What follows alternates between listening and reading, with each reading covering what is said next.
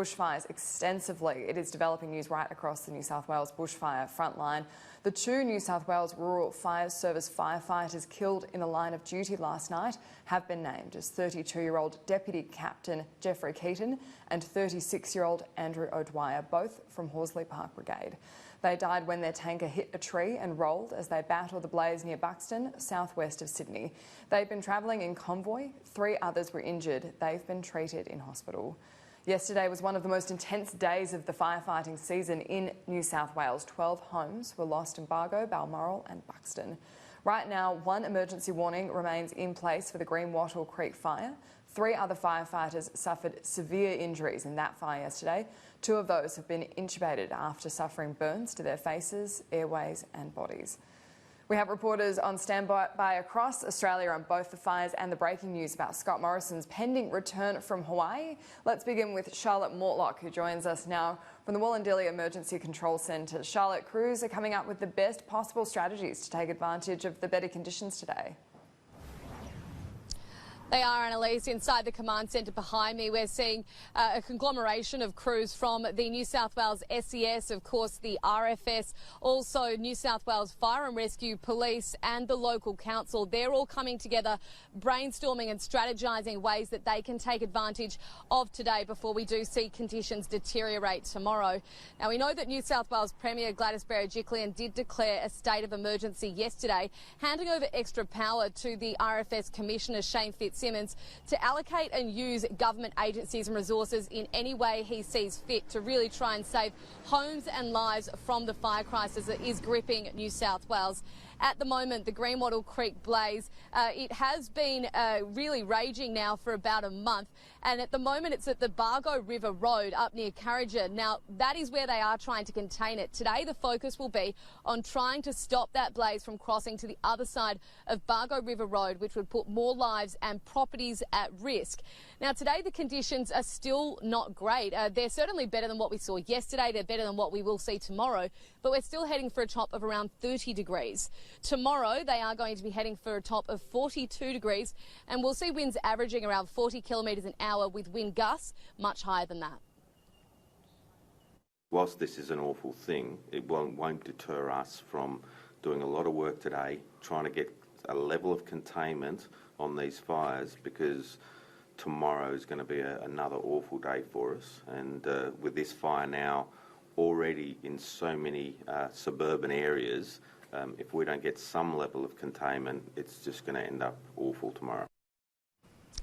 Annalise, this fire is still burning at an emergency level. Now, that is quite peculiar because it's almost been 24 hours since that was elevated. Usually, firefighters overnight can take advantage of dropping temperatures and easing winds to really bring blazes under control, but that has not been the case with the Greenwattle blaze.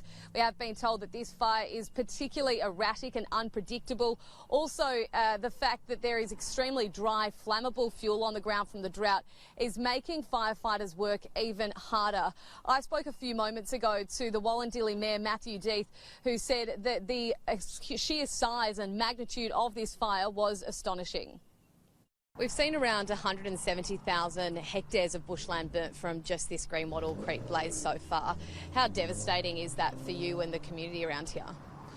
So just to give a perspective, that's 50% of the Shire has now been burnt out or is burning right now. That is absolutely unprecedented for Wollondilly. This is probably one of the worst disasters we've had in living memory here.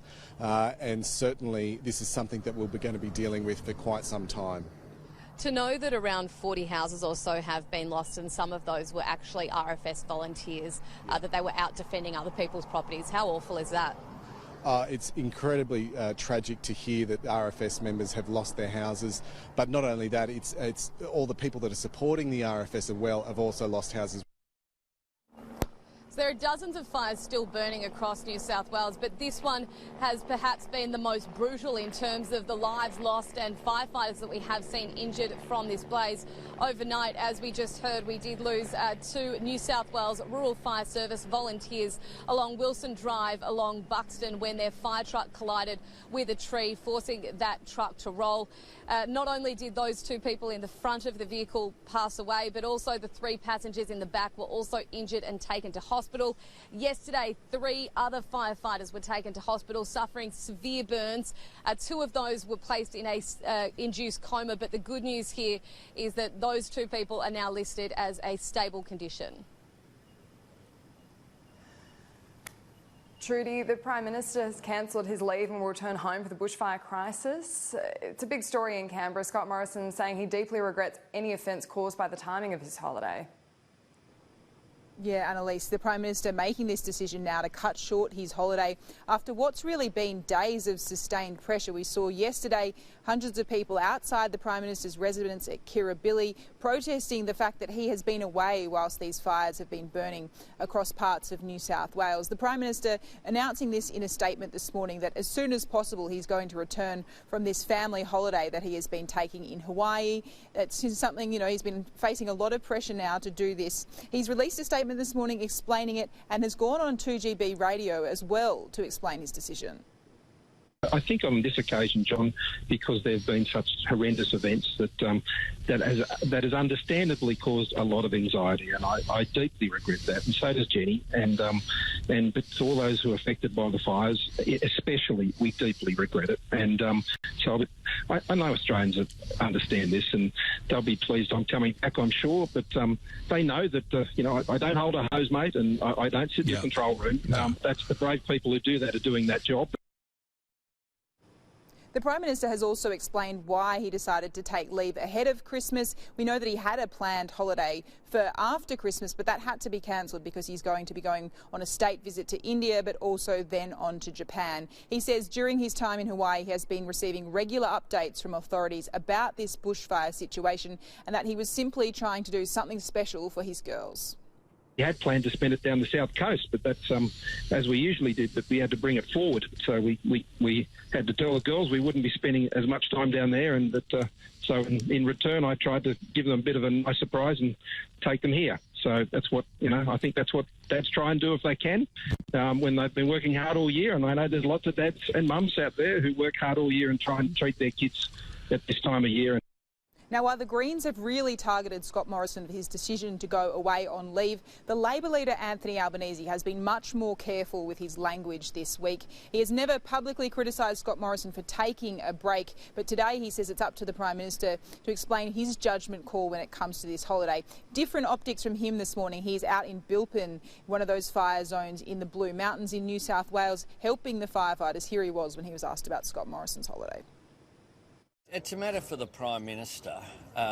He made the decision, and it's a matter for his judgment when he goes on holiday. I think one of the issues has been that the lack of information and transparency around this. One of the things Scott Morrison said before he went on holidays was that people wanted to be here.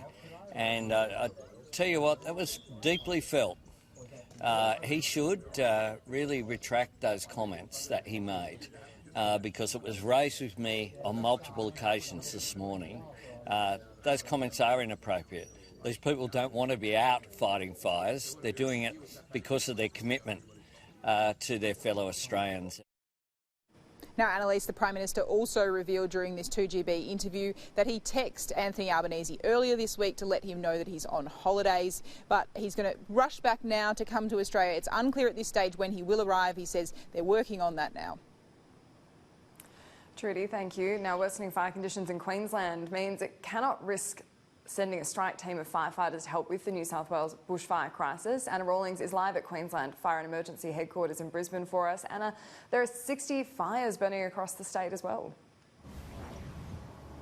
There's now 65 bushfires burning across Queensland, and authorities say that they believe more will start today. They're particularly concerned about the Darling Downs area. That's near Toowoomba. There's currently a severe fire danger in place there, while further north near Bundaberg, the Mount Maria fire is also keeping firefighters very busy. There's fears up to 5 structures, including homes, have been lost there, and they are still trying to get on top of that blaze. Now, firefighters are looking at the forecast, particularly for this afternoon and heading into the weekend when conditions are expected to deteriorate. They say they just don't have the capability or the capacity right now to be sending help further south to New South Wales. In fact, it could be Queensland who's soon going to have to ask for its own reinforcements. At the moment we're looking through all our resource options. We are looking at requests for assistance where that can be possible. We do appreciate, however, that the entire country at the moment is under significantly increased fire conditions, so we are mindful that Queensland may have to go it alone for now without interstate support. Now, as I mentioned, the Darling Downs is the area or the region at the moment that's experiencing a severe fire danger rating. For most of the rest of the state, it is sitting at high to very high, but authorities warn that that could be elevated. Conditions are expected to get a lot hotter and windier this afternoon. We can expect a slight reprieve tomorrow before conditions do then worsen to Sunday, where we could see, particularly in the inland areas, some really strong gusting easterly winds as well as temperatures in the low 40s. So authorities certainly bracing for a challenging weekend ahead. Indeed, Anna Rawlings, thank you for the update live there from Queensland. And just returning to that sad news about the two firefighters who tragically lost their lives southwest of Sydney last night, the Rural Fire Service has released these pictures of Deputy Captain Geoffrey Keaton, a 32-year-old man from Horsley Park Brigade. He died in the truck accident at about 11 p.m. last night alongside firefighter Andrew O'Dwyer, a 36-year-old man also from Horsley Park Brigade. Their families have released these photos of their loved ones. They're now being supported by the Rural Fire Service and New South Wales Government. As we heard in that press conference, they say they wanted to show the men as the fathers that they love to be.